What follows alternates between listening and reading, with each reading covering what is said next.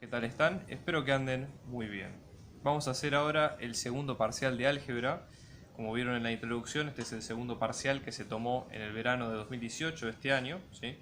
Y la consigna, como bien había dicho en el primer punto, en este caso es de verificar que exista una transformación lineal, ¿sí? Que verifique simultáneamente las condiciones que nos piden en estos casos, ¿sí? Entonces, vamos a tratar de poner un plan de ruta con lo que decía la consigna de qué es lo que queremos buscar nosotros, primero que nada, ¿sí?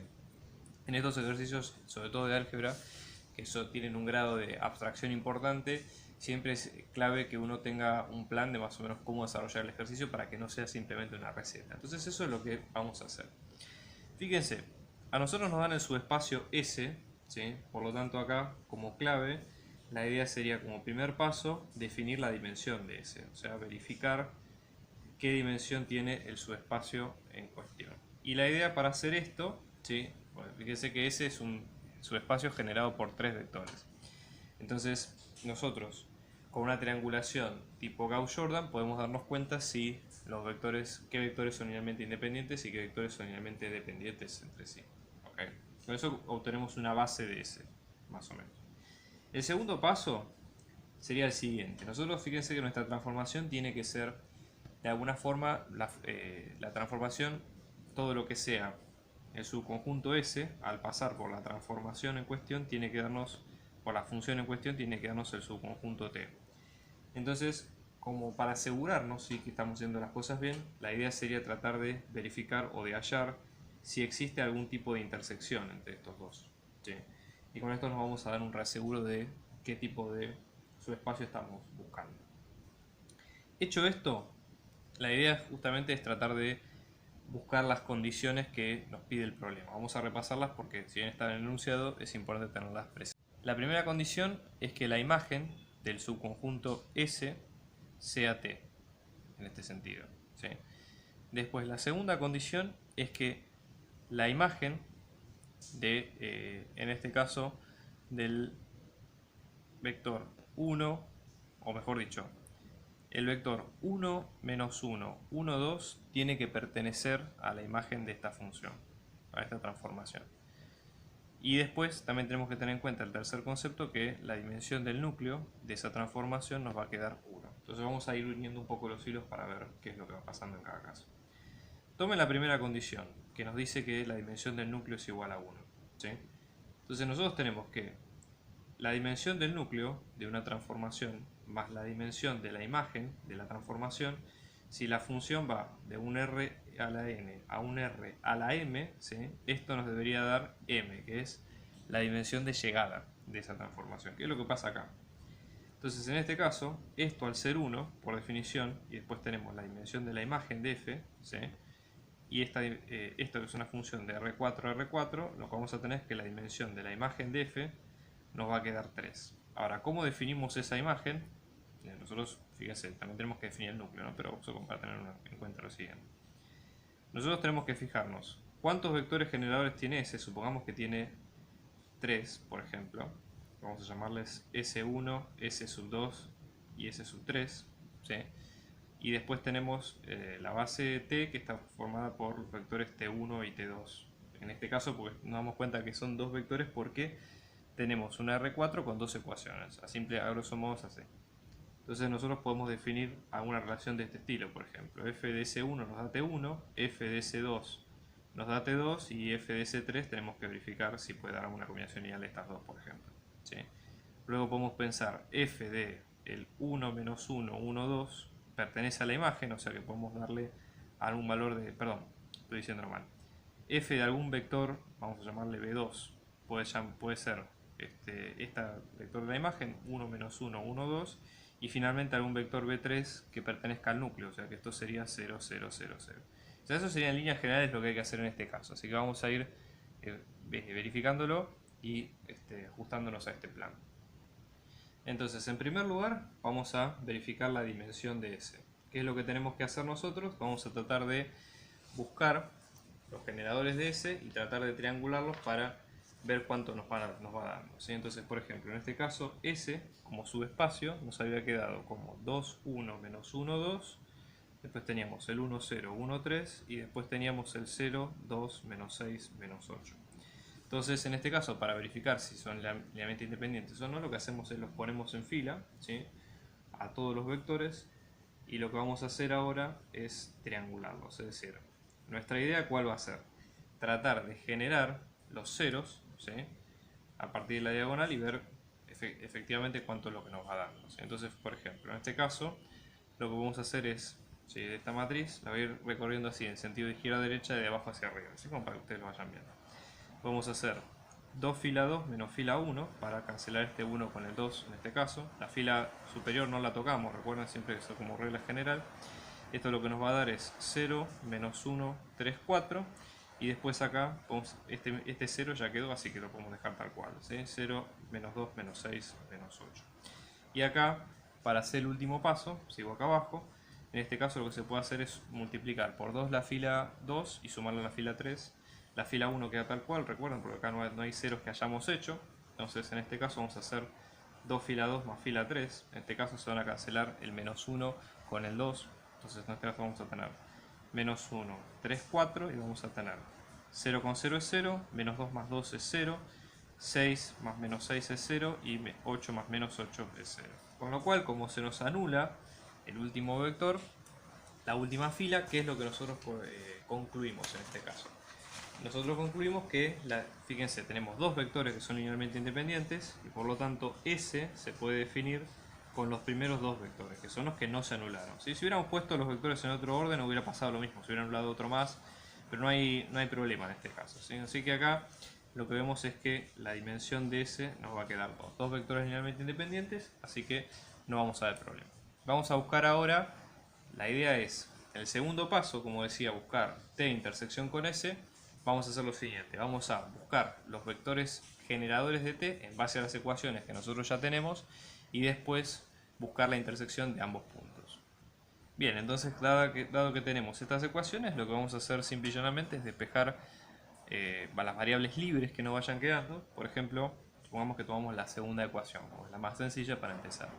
Entonces, por ejemplo, en este caso, si despejamos x2 en función de x3, de la segunda ecuación tenemos x2 sumo x3 de ambos lados, con lo cual x2 me va a quedar x3 acá, ¿sí? Y después, cuando vamos a la primera ecuación, ¿qué nos queda? x1 menos x2 más x4, esto es igual a 0, reemplazamos acá en función de x3, esto nos va a quedar x1 menos x3 más x4, esto es igual a 0, y lo que se puede hacer acá es despejar x1 en función de las otras dos, ¿sí? Igual es una opción, si ya les digo no es necesario que lo hagan así. Entonces, en este caso, fíjense que nos va a quedar x1 es igual a x3 menos x4, ¿ok? Entonces ahora cuando separemos la solución de t, nos va a quedar en función de x1, x2, x3 y x4, esto nos va a quedar x3 menos x4 para x1, después vamos a tener en x2, x3, en x3, x3 y en x4, x4. Entonces, esto nos va a quedar, si separamos en un vector con x3 y en un vector con x4, esto nos va a quedar de la siguiente manera. Acá tenemos 1, 1, 1, 0, menos 1, 0, 0, 1. Y ya con eso podemos armar la base de t, que nos va a quedar de la siguiente manera. La base de t nos queda así, y ahora recordamos la base de S. Nuestra idea ahora es tratar de encontrar la intersección de las dos, ¿sí? O sea que, fíjense, para buscar la intersección de las dos tenemos que encontrar parámetros que cumplan, digamos, o que sean combinación lineal de ambas funciones y tratar de reemplazarlos en las funciones originales, ¿sí? Entonces, en este caso vamos a hacer lo siguiente. Para hacerlo más simple, ¿sí?, para buscar la intersección, una de las formas, por ejemplo, es triangular los vectores y ver si hay alguno que se anule, y bueno, en ese caso tenemos la intersección. En este caso, para ser más fácil, como nosotros tenemos la expresión de t, vamos a hacer lo siguiente. Si tomamos un vector b que pertenece a t intersección s, cumple las dos, es decir, que p pertenece a t y a su vez b pertenece a s. Entonces, por ejemplo, un b que pertenezca a s tiene que ser combinación lineal de estos dos. O sea, yo voy a tomar dos escalares, a, ¿sí?, y b, y voy a hacer combinación lineal entre ellos y después reemplazarlos en las expresiones de t. que las expresiones de t nos habían quedado, recuerden, x1 más x4 menos x2 es igual a 0 y x2 menos x3 es igual a 0. Si la intersección justamente tiene que cumplir con algo. La idea nuestra es buscar si hay intersección. Entonces, vamos a, fíjense, en este caso, nuestro vector b nos va a quedar a por 2 más b, o sea, 2a más b. Después tenemos a más 0, a, menos a más b, menos a más b. Y después tenemos 2a más 3b. ¿Ok? Entonces ahora, cada uno de estos a su vez, nosotros tenemos este que es x1, x2, después tenemos x3 y x4 finalmente acá. Entonces los reemplazamos. En la primera, fíjense, en la primera y la segunda ecuación vamos a tener 2a más b para x1 acá, más x4, o sea que en este caso vamos a tener 2a más 3b menos x2, es decir, menos a, esto es igual a 0. Y después tenemos x2 que vamos a tener a menos x3 que es menos a más b, esto es igual a 0. Entonces fíjense, despejamos de acá, esto lo que nos va a quedar es, de la segunda ecuación vamos a tener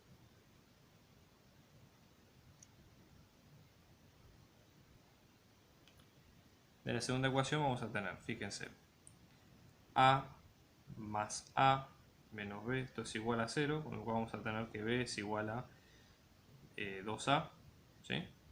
Y después cuando lo reemplazamos acá adentro, vamos a ver cuánto nos va dando en cada caso, fíjense. Vamos a tener 2a, más 2a es 4a, menos a es 3a, ¿sí? Entonces vamos a tener 3a más 4b, esto es igual a 0, con lo cual en este caso lo que nos va a quedar es lo siguiente, fíjense. B nos va a quedar como 2a, entonces vamos a tener 3a más b, que en este caso, como ustedes ven acá, nosotros encontramos que el a y el b valen 0. Entonces, ¿qué quiere decir eso? Que la única forma de que S y T se conecten es en el vector nulo, porque si A vale 0 y B vale 0, quiere decir que se van a juntar en el subespacio nulo. Y justamente los subespacios siempre tienen su intersección en el nulo o lo que es vacío. Por lo tanto, otra forma de concluir esto es que no hay intersección entre S y T. Entonces, ¿cuál es el paso que sigue? Fíjense, vamos a ver el plan que habíamos hecho al principio. Nosotros ahora encontramos que S y T, si ustedes observan, son dos sistemas, dos subconjuntos, que tienen intersección vacío, con lo cual todos sus vectores son linealmente independientes. Es decir, si yo triangulara, por ejemplo, estos cuatro vectores en una matriz, lo que va a suceder es que ninguno se va a anular. ¿Sí? Son dos vectores linealmente independientes. Por lo tanto, yo podría pensar que estos cuatro vectores pueden ser base de R4, por ejemplo. ¿Sí? Es una forma de definirlo. Eso es una gran cosa para nosotros. Pero vamos a repasar lo que habíamos visto al principio. Fíjense, nosotros dijimos, ahora nosotros encontramos, una vez que encontramos que la intersección es vacío, nosotros tenemos que S y T están generados los dos por dos vectores. A su vez tenemos que la transformación tiene que tener un núcleo de dimensión 1.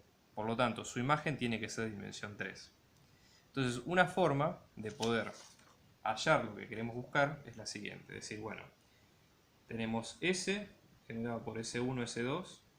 Tenemos T generado por T1, T2. Entonces, la primera condición, que era que f de S sea T, la podemos cumplir haciendo que la transformación esté linkeada vector con vector. O sea, f de S1 nos va a quedar T1. ¿Qué quiere decir esto? Que f del primer vector, que nosotros hemos calculado que es el 2, 1, menos 1, 2, va a ser el primer vector de t, que es el 1, 1, 1, 0. Ya, con eso definimos la primera. Lo mismo con la segunda. F de S2 nos va a quedar T2. Por lo tanto, f del segundo vector, que es el 0, 1, 0, 1, 0, 1, 3, nos va a quedar menos 1, 0, 0, 1. Después la segunda condición era que el vector 1, menos 1, 1, 2 perteneciera a la imagen de f.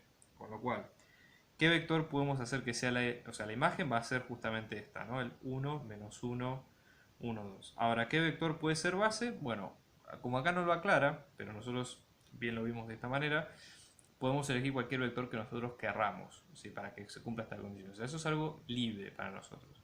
En general, lo que se hace en los parciales es se eligen los vectores de la base canónica porque son más cómodos, pero no necesariamente son los únicos. Sí, son vectores que, por ejemplo, tienen que ser linealmente independientes de estos dos. Entonces, por ejemplo, podríamos definir la función del 0, 0, 1, 0 y ya con eso cumplimos la condición, ¿sí? Fíjense, extendemos la base S, ¿sí?, a una base de R4 y directamente estos vectores son más claros, más fáciles y se puede cumplir de mejor manera. No quiere decir que sea la única opción. Ya con esto vemos que la imagen, ¿sí?, la imagen de F es de dimensión 3. ¿Sí? Por lo tanto, para decir que la dimensión del núcleo de F tiene que ser 1, con tal de que un solo vector, que sea linealmente independiente de estos tres, sea nulo, o la imagen sea nula, ya cumple con la condición. En este caso, siguiendo la misma lógica que vimos antes de los vectores de la base, podemos tomar en cuenta estos tres, ¿sí?, el F001, F0001, que es extensión de la base canónica, y ya con eso cumplimos las tres condiciones. Entonces el problema se resuelve cuando ustedes tienen esta definición de acá, ¿sí? Digamos, cumplen con todos los puntos y ya definen cuál es la transformación a pedir.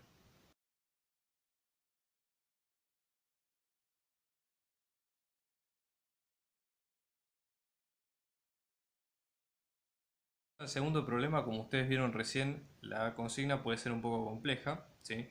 Pero tratemos de ir a la teoría un poco de qué es lo que nos pide en cada caso, ¿sí? Fíjense que nosotros estamos ante una matriz de transformación lineal que es un cambio de base, es decir, vamos de la base canónica a la base B. Entonces lo que nos convendría hacer es tratar de armar las cuentas de forma tal de poder encontrar cuáles son los vectores B y W de la, digamos, B y W, digamos, de la base B justamente. Y después de eso, una vez que nosotros tengamos eso, vamos a hallar la imagen de F en consecuencia, ¿sí? Y con eso ver los vectores y demás. Pero vamos viendo un poco, ya les digo, con lo que vimos en el enunciado, tratar de ver qué es lo que tenemos. Fíjense, nosotros sabemos que tenemos una transformación lineal que además tiene un cambio de base, o sea, tiene como la función doble. Básicamente es eso, ¿sí? Es decir, transformar un vector expresado en una base canónica a otra base B, que es la base de los tres vectores, dos de los cuales no conocemos. Entonces, fíjense, tenemos un vector, ¿sí? La imagen de un vector que va a estar expresado en base B va a ser la matriz de transformación de la base canónica a la base B por el vector en la base canónica. ¿Sí? Esto sería como un poco la teoría. Recuerden que esto es una transformación lineal, o sea que sigue los mismos parámetros de una transformación lineal. ¿Qué quiere decir? Tomar un vector, multiplicarlo por la matriz de transformación, en este caso es la matriz de cambio de base, y después el resultado que es este. O sea, básicamente acá la lógica sería, nosotros ingresamos el vector B expresado en la base canónica, lo metemos dentro de la transformación, que no es otra cosa que multiplicarlo por esta matriz, y el vector resultante va a ser el producto de esa cuenta que nosotros hicimos. Entonces, pensándolo de esta manera, tenemos que armar las cuentas con los dos vectores que sabemos. Fíjense que como datos nos dan que f de 1, 1, 1 nos va a dar, por ejemplo, menos 4, 0, 4. Y a su vez, f de 1 menos 1, esto es 1 positivo, 0, nos va a dar 0, 1 tercio, 1. Entonces acá con esto, ¿sí?, aparte nosotros sabemos de b, hay dos vectores que no conocemos y uno que sí. Entonces podemos resolver estas cuentas y encontrar los vectores b y los vectores w. ¿Sí? Que ese es el primer paso del ejercicio. Después el segundo paso es calcular una base de la imagen, entonces ahí tenemos un trabajo doble. ¿Sí? Entonces vamos a resolver esta cuenta, ¿sí?, en base a lo que nosotros ya venimos calculando a propósito. Si vamos a tomar en cuenta la primera, supongamos que numeramos estos casos, este sería el caso 1 y este sería el caso 2, por ejemplo.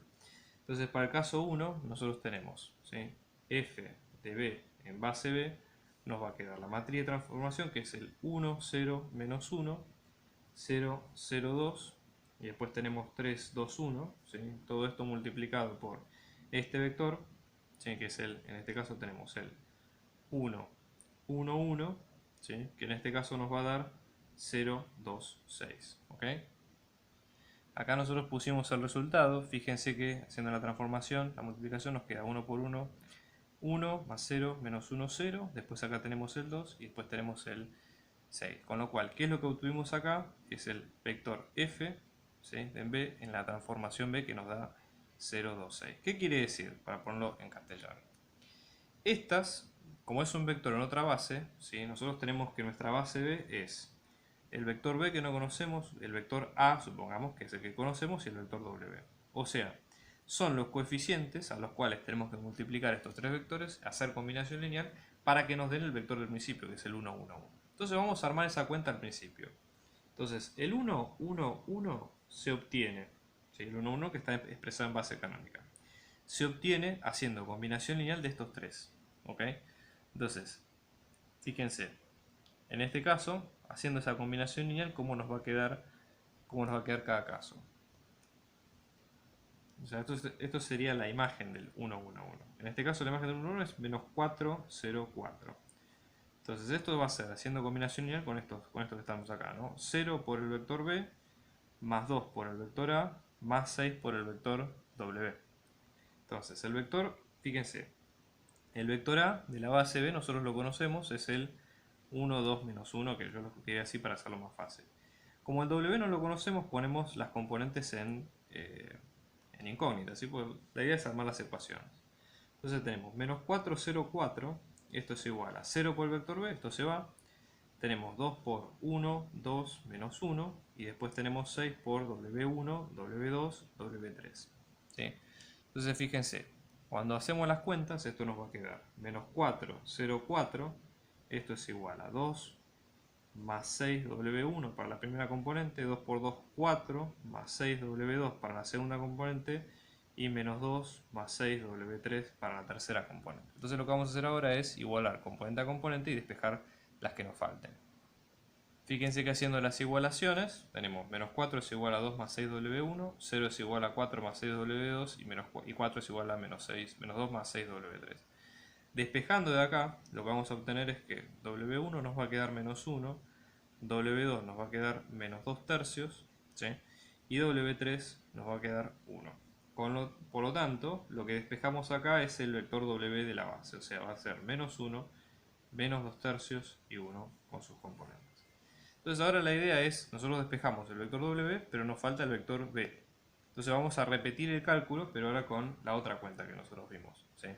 Entonces, vamos a hacer con el segundo vector, que en este caso recuerden, f de b en base b nos va a quedar la matriz de transformación de la base canónica a la base b por el vector b expresado en la base canónica. O sea que esto nos va a quedar f de b en base b nos va a quedar 1, 0, menos 1, 0, 0, 2, 3, 2, 1, ahora multiplicado por el vector menos 1, 1, 0. Si hacemos la cuenta, el resultado de esto, ¿sí? Fíjense, vamos a tener 1 por menos 1, 0, 0, o sea que vamos a tener menos 1, ¿sí? Disculpen, a ver. Acá me confundí, es 1, menos 1. Entonces acá va a ir un 1. Acá tenemos un menos 2. No, un 0, disculpen. Una equivocación. Y después tenemos 3, menos 2 es 1, más 0 me dan 1. Entonces vamos a tener 1, 0, 1. ¿Sí? Entonces ahora como nos queda f de b en base b nos va a quedar el 1, 0, 1, ¿sí? Sigue la misma lógica que la anterior. La imagen del vector, o sea, estas son las coordenadas de la base sobre las cuales hay que multiplicar los vectores para ver cuánto nos queda. La imagen de 1 menos 1, 0, nosotros en este caso habíamos dicho por esto de teoría, sí, digamos del enunciado, que es 0, 1 tercio, 1. Entonces, 0, 1 tercio, 1 sale haciendo combinación lineal con estos parámetros de la base B. O sea, vamos a tener 0, 1 tercio, 1, esto es igual a 1 por el vector B, más 0 por el vector A, más 1 por el vector W, de la base de B. ¿Sí? Vamos a anotarlo acá, recuerden que la base de B tenía estos tres vectores que vimos acá. Entonces, fíjense, esto nos va a quedar 0, 1 tercio, 1, ¿sí? Esto es igual a B no lo conocemos, así que ponemos B1, B2, B3, más W, que en este caso nos queda menos 1, menos 2 tercios, 1, ¿sí? Entonces acá, igualando, cada componente nos va a quedar, fíjense, B1 menos 1, esto es igual a 0, B2 menos 2 tercios, esto es igual a 1 tercio, y B3 más 1, esto es igual a 1, con lo cual acá vamos a tener que B1 va a quedar 1, B2 en este caso es 1 tercio más 2 tercios, que es 1 también, y B3 nos va a quedar 0, con lo cual el vector B de la base B nos va a quedar 1, 1, 0. Por lo tanto, ahora tenemos la base de B completa, tenemos el vector B que es el 1, 1, 0, ¿sí? Después tenemos el otro vector, el vector A, que en este caso nos había quedado, y así finalmente nos queda la base B, el vector A, y el vector W que habíamos visto. Este es la segunda parte del ejercicio. Se trata ahora de encontrar una base de la imagen de f. ¿Sí? Entonces, ¿cómo hacemos para encontrar una base de la imagen de f? ¿Sí? Entonces, la idea es la siguiente. Fíjense, la matriz lo que va a hacer es transformar, la matriz lo que hace es transformar desde la base canónica a la base B. ¿Sí? Entonces, nosotros con la base B que tenemos, podemos ir generando cada uno de los vectores de la base de esa imagen, con esta base que nosotros tenemos. Entonces lo que vamos a ir haciendo simple y llanamente es multiplicar nuestra matriz EB con cada uno de los B sub I, que son estos vectores, ¿sí? Y eso lo que nos va a dar es cada vector de la imagen sub I. Entonces, por ejemplo, tenemos para la primera, vamos a tenerla 1, 0, 3, 0, 2, 2. Esto, digamos, acá lo que hacemos es una triangulación. ¿Sí? Fíjense que nosotros nuestra idea sería tratar de ver si estos vectores son linealmente independientes para el primero. ¿Sí? Cuando ustedes triangulen los vectores de la matriz esta, lo que les va a quedar es que ninguno se va a anular, lo cual es una buena noticia, porque directamente podemos hacer las multiplicaciones y comprobar cuánto nos da. Fíjense, nosotros pusimos la matriz de transformación, ¿sí? Los vectores T. Esta es la matriz de transformación de la base canónica a la base B.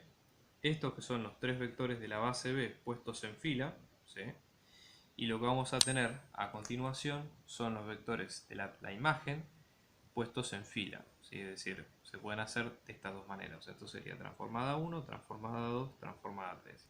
Hicimos las cuentas un poco más rápido como para verlo, pero esto sería un poco la idea. Entonces la base T nos va a quedar con estos vectores, con menos 2, menos 1, 3, después tenemos 0, 8 tercios, 0, y después tenemos 0, 7 tercios, menos 1. Y con esto queda la base de la imagen.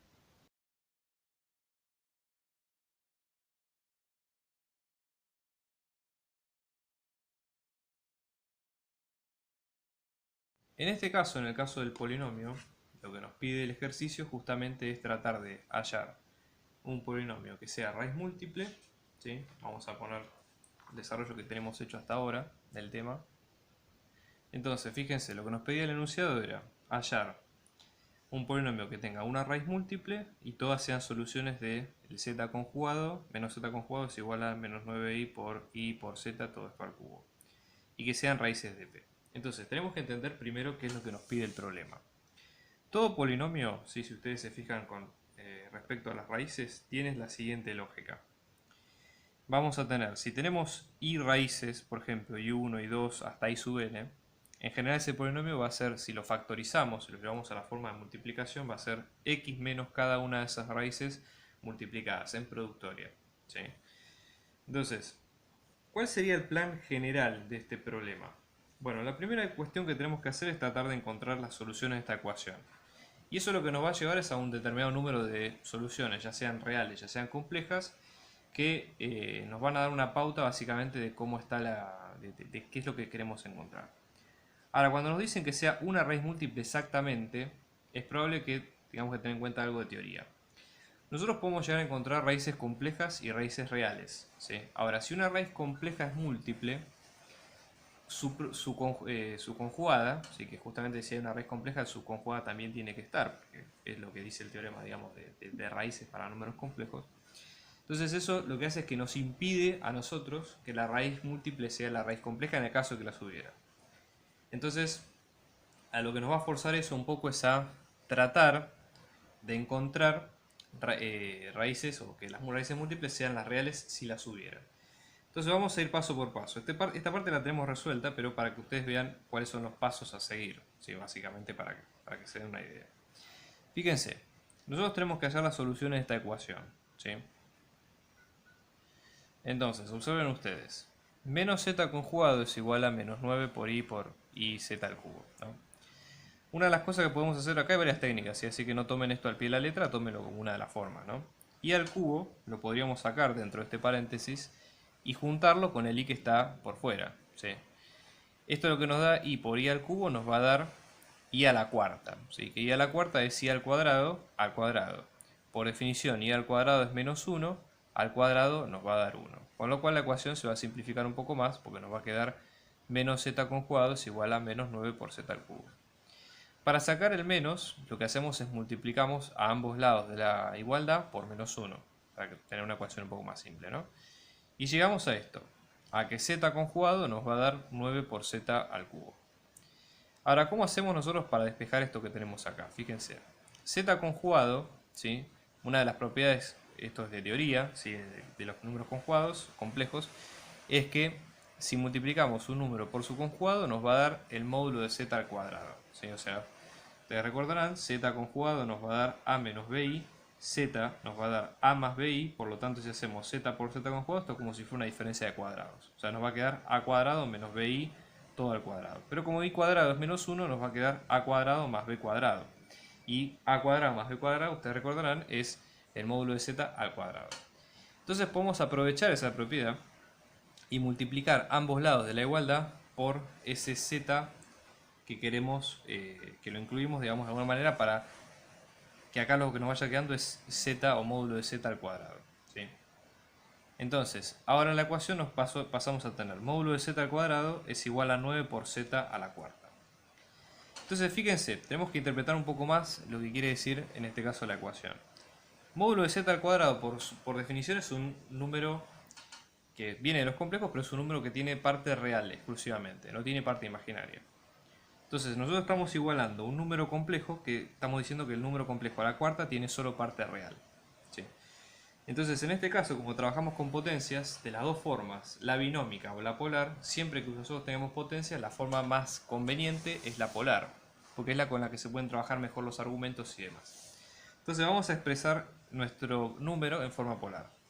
Vamos a llamar w a z a la cuarta para hacer una sustitución. Por lo tanto, w tiene su propio, en forma polar va a ser su módulo, el módulo de w, por e a la i al argumento de ese número. El argumento, como ustedes saben, es el ángulo, pero que tiene una determinada periodicidad. O sea, le podemos sumar 2kπ, son vueltas enteras, donde nosotros, si ustedes dan vueltas de 2π o de 360 grados, terminan en el mismo lugar donde empezaron. Entonces sigue esa lógica, ¿sí? Entonces eso lo vamos a tener en cuenta. Pero por ahora lo vamos a dejar solo como argumento de w.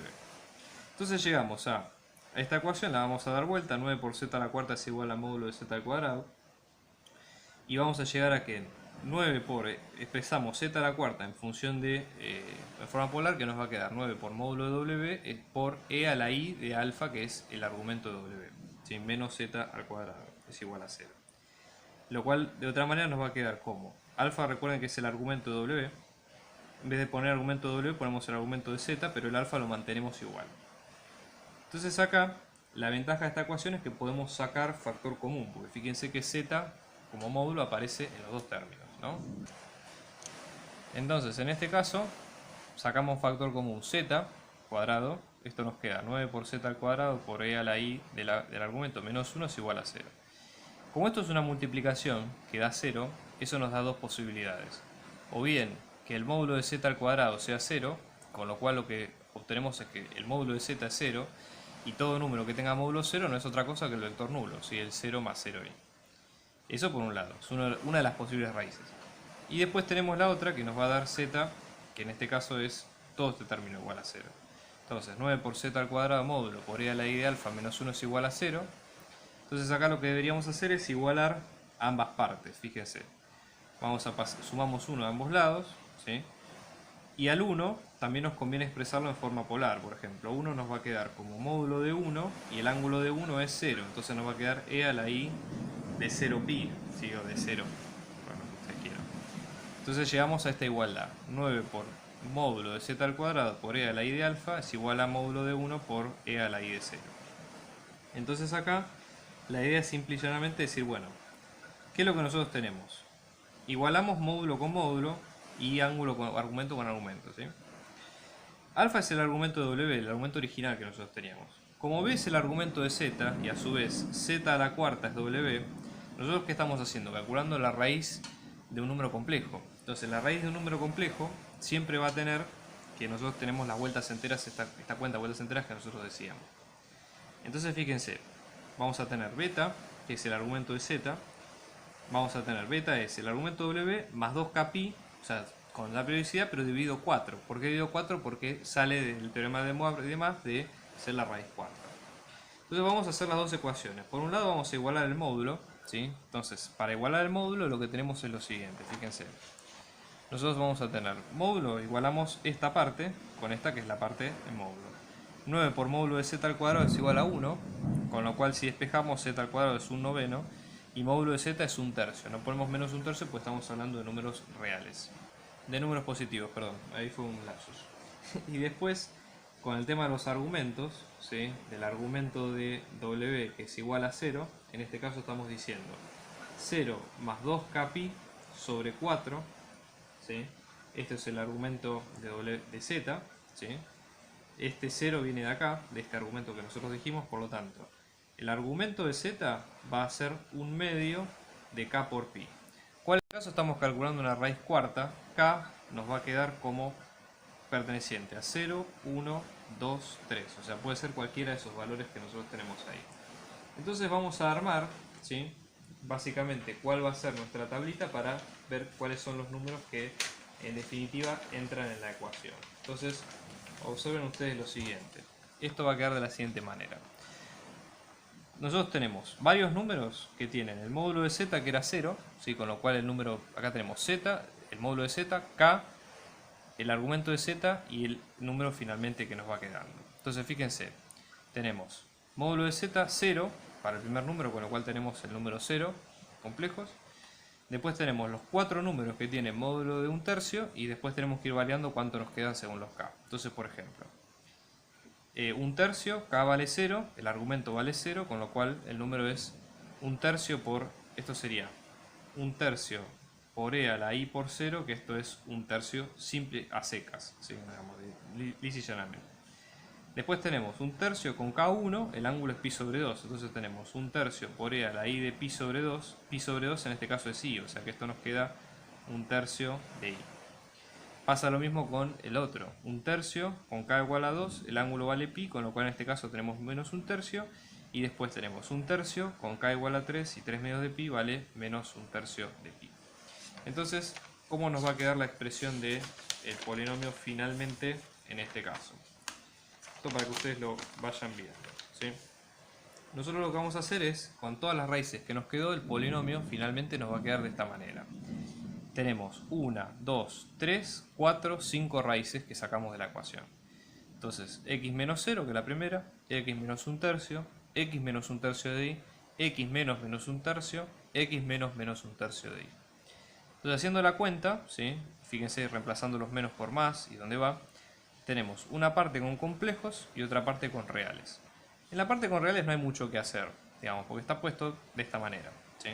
En la parte con complejos, si nosotros juntamos estos dos, ¿qué es lo que nos va a quedar? X por x más un tercio de x por y menos un tercio de x por y más un noveno de y por x cuadrado, por y cuadrado. X cuadrado, este x con un tercio se va, y cuadrado es menos 1, o sea que menos menos 1 va a ser un noveno, o sea que tenemos x cuadrado más un noveno. Con lo cual, el polinomio va quedando armado, va quedando de esta manera. Nos falta la última parte, que nos dice que una de las raíces tiene que ser doble. Por lo tanto, para que sea doble, tiene que ser real, por lo que dijimos al principio, con lo cual vamos a tomar a una de estas tres, tiene que ser, ¿sí? No puede ser esta, porque de ser doble va a hacer que estas dos sean dobles y ya vamos a tener que no se cumple lo que pide el ejercicio. En este caso podemos elegir x0, no hay problema, y el polinomio finalmente nos va a quedar así: x al cuadrado por x menos un tercio por x más un tercio por x al cuadrado más un noveno.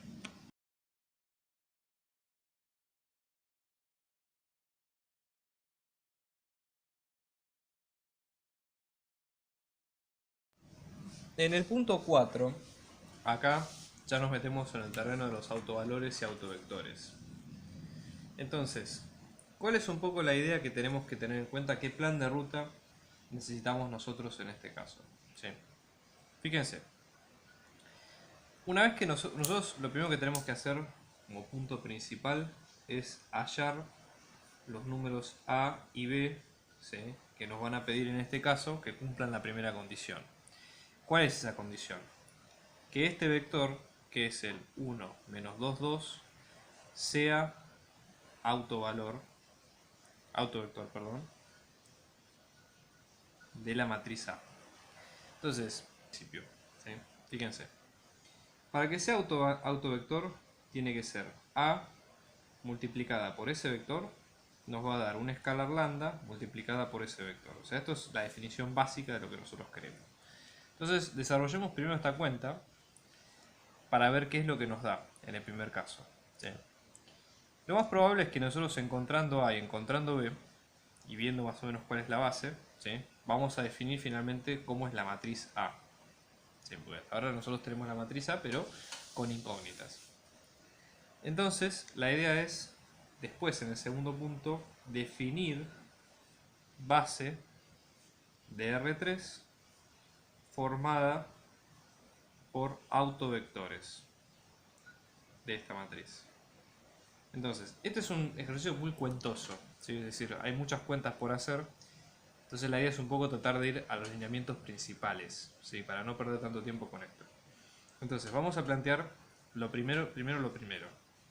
Para encontrar los autovectores de A, primero lo que tenemos que hacer es hallar los autovalores de A.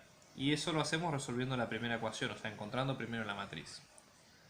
Y después, la idea es que para que sea base de R3 tiene que ser linealmente independiente, tiene que tener dimensión 3, ¿sí?, y después ponerlos en orden, ¿ok?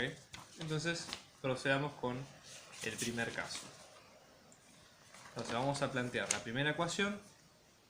Fíjense que nosotros decimos la matriz A, que es toda esta, por el autovector, ¿sí?, nos va a dar lambda por este vector. Entonces ahora, haciendo las cuentas, vamos a llegar a este sistema de ecuaciones, fíjense. 1 por esto, menos 2 por esto, más 2 por esto, nos va a dar lambda. Entonces vamos a llegar a 1 menos 2A es igual a lambda por 1. Después, B menos 2 más 2, que es B solamente, nos va a quedar menos 2 lambda. Entonces B nos va a quedar menos 2 lambda.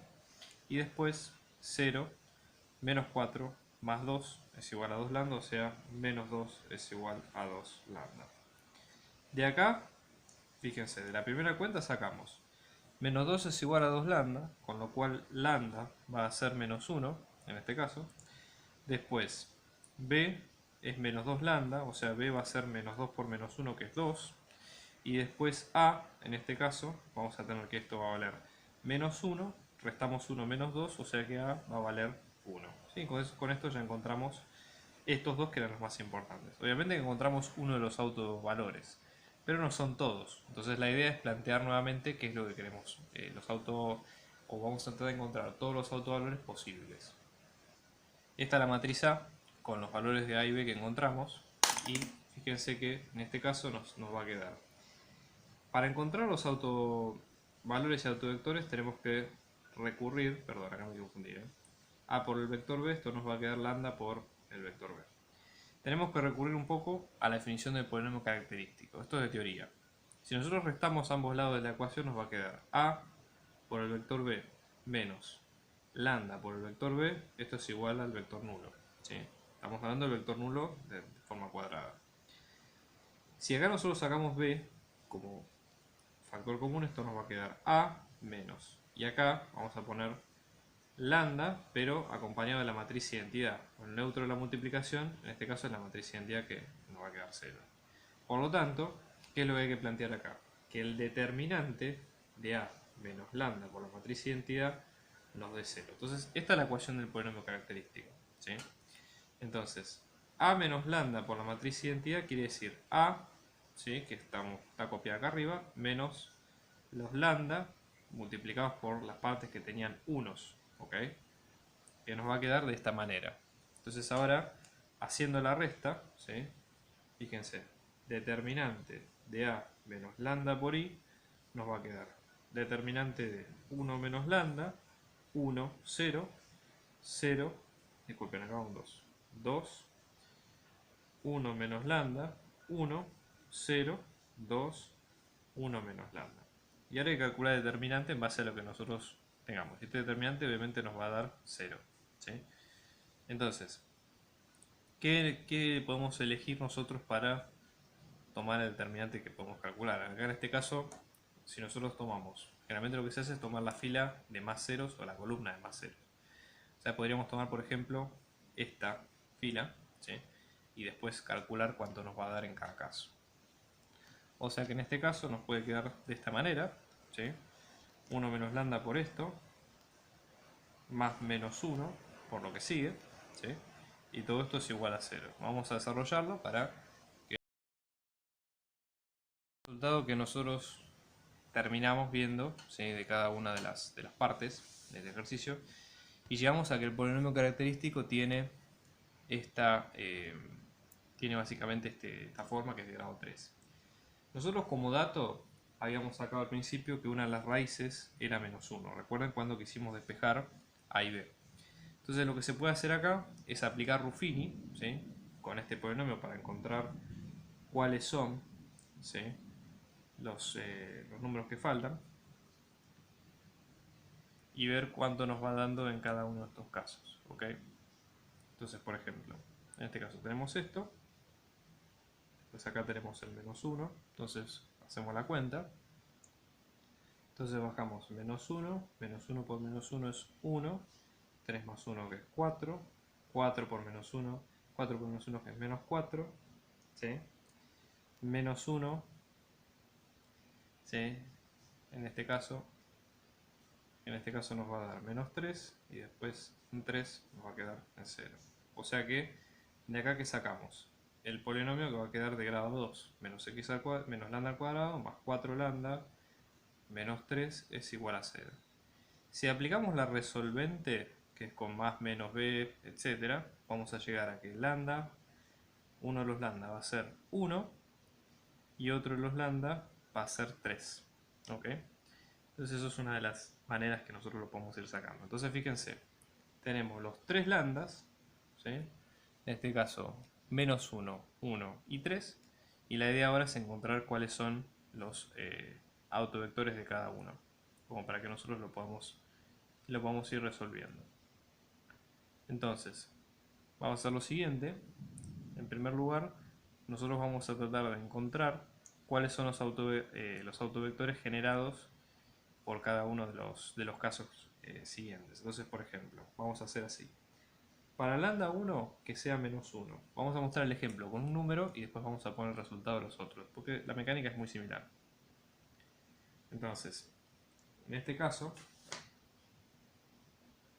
fíjense, la matriz originariamente no se había quedado de esta manera, ¿sí? Esto para que lo recuerden de la teoría. Entonces, esta matriz salía del determinante del polinomio característico. Entonces, con lambda menos 1 va a quedar 2, 1, 0, 2, 2, 1 y 0, 2, 2.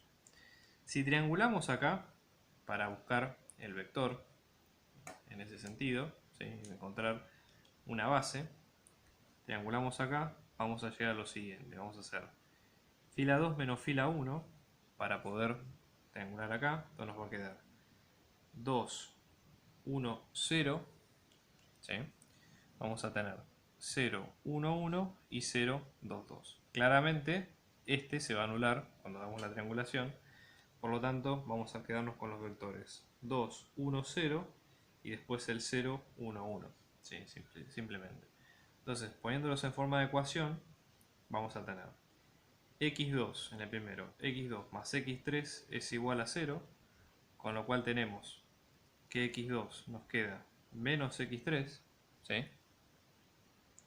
Entonces, de acá vamos a tener x2 es igual a menos x3, y después reemplazamos y tenemos 2x1 más menos x3 en x2 es igual a 0, con lo cual vamos a tener que x1 es igual a x3 sobre 2. Entonces nos va a quedar el vector o el autovector generado con lambda menos 1 nos va a quedar como este vector, ¿eh? Entonces vamos a tener un medio menos 1, 1. Este es el primer vector. Vamos a hacer lo mismo con los otros casos, es decir, con qué pasa con los otros vectores. Entonces, por ejemplo, Tomemos como caso lambda que vale 1. Entonces la matriz nos va a quedar 0, 1, 0, 2, 0, 1, 0, 2, 0.